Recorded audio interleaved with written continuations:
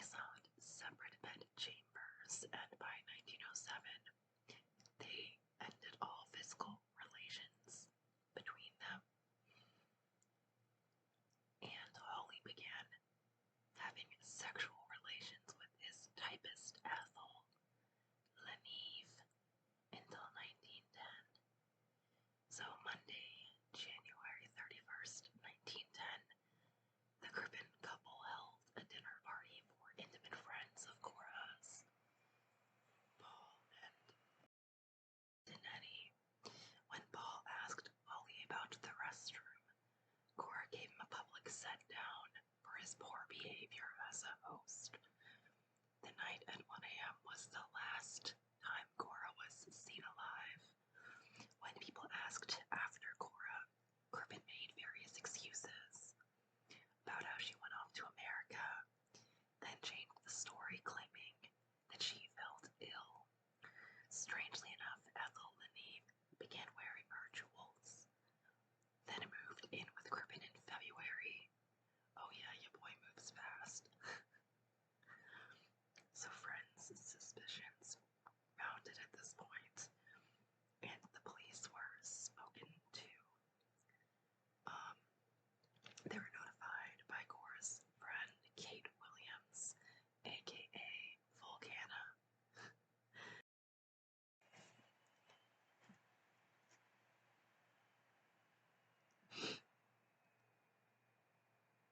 As a woman's killing style, 30 minutes into deliberation, the jury found him guilty of murder. Ethel went to trial for accessory October 25th, found not guilty for the crime, despite her efforts.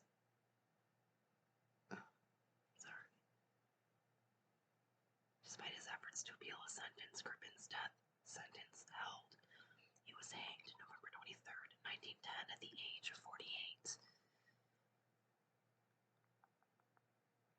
At Pentonville Prison, placed with his body in an unmarked grave, was a photo and letters of Ethel. And that was the end of Dr. Crippen's tale. Dun dun dun. So that was a very quick coverage. So here's an article. I'm gonna read you the descriptor here for this article that was in the news at the time. It was from the Daily Mirror, okay? So, body found in coal cellar. Cruel fate of an American actress. Missed by friends for 5 months. Scotland Yard detectives find decomposed remains of Belle Elmore in London suburb.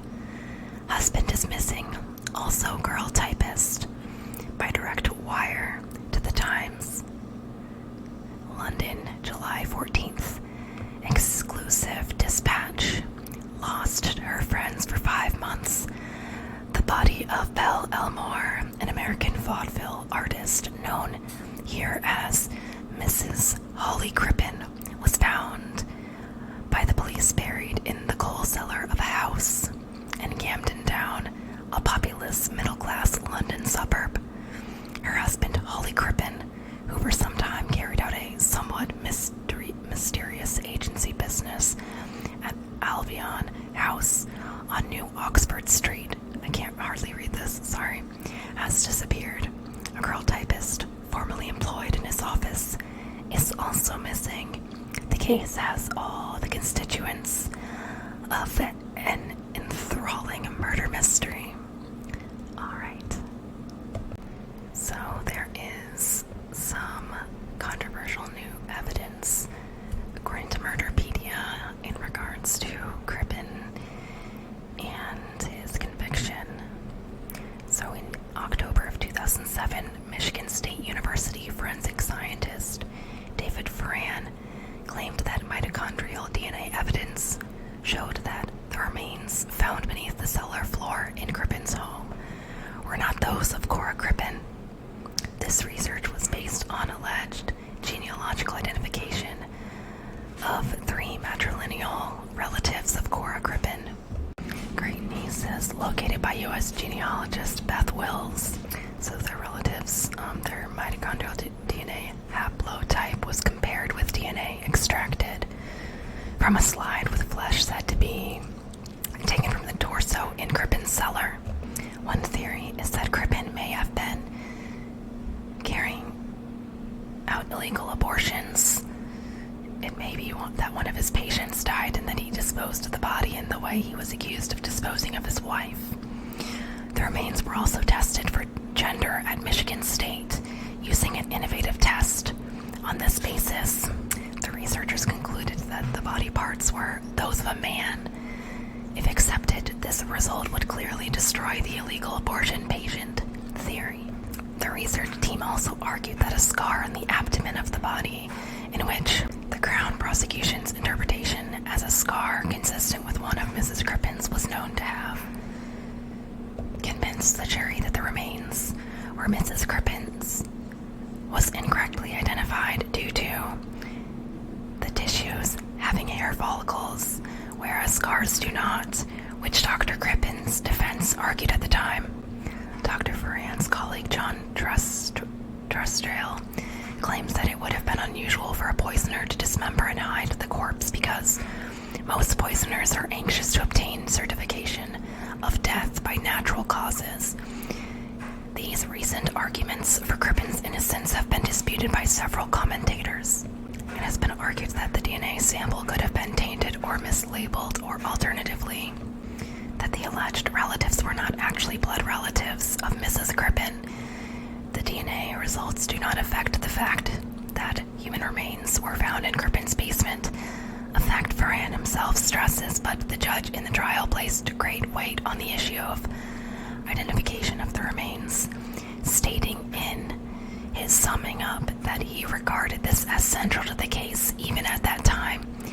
As noted above, a further test is claimed to have shown that the samples are not female but male. Identification of the sex of the remains was impossible at the time, as no sexually identifiable body parts were present. Speculation about this discrepancy includes the suggestion that Dr. Crippen killed Cora's lover Bruce Miller and buried part of his body there, or alternatively, that he was a serial killer, but there is no evidence to support either claim. In a skeptical review of the new evidence and the suggestion that the remains came from a male, David Aronovich has written as to the body being male, while the American team was using a special technique that is very new and done only by this team and working on a single century-old slide described by the team leader as a less than optimal sample.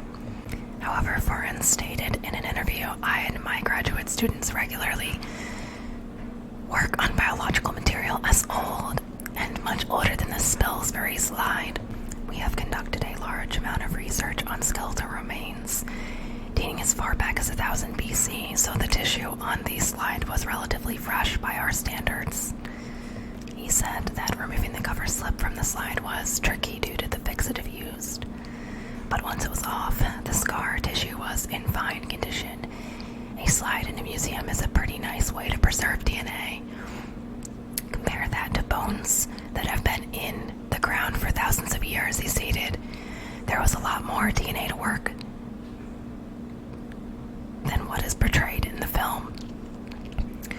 Those tests showed unequivocally that the remains were male.